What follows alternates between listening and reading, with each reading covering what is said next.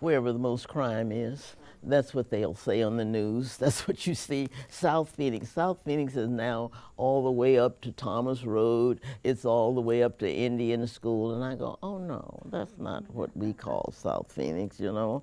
But Phoenix has grown and the boundaries have kind of become fluid. Okay.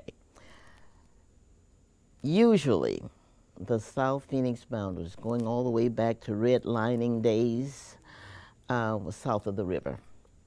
The river was the boundary.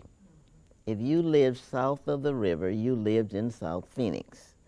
Now, in the late 50s, early 60s, the realtors finally started to allow African Americans to move north of Van Buren.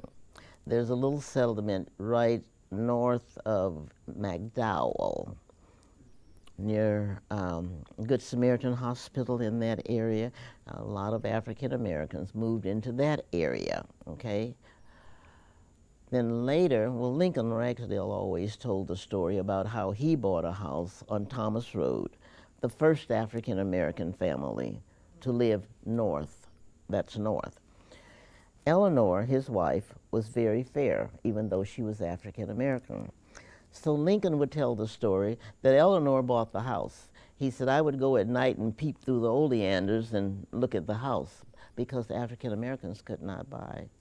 So anyway, they bought this house right off of 19th Avenue in Thomas. So boundaries moved and changed and people were able to move out. Tempe opened up. African Americans could move to Tempe. But for the most part, South Phoenix was basically African American and Hispanic, and the boundary was the river on the north.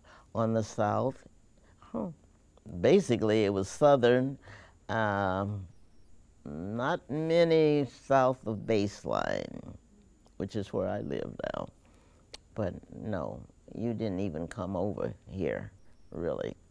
On the east side, it was 48th Street, but when they came into the city, Phoenix's boundary really for school districts and that is about 40th Street because Tempe's boundary takes the kids from 40th Street east, but the city boundary goes to 48th Street.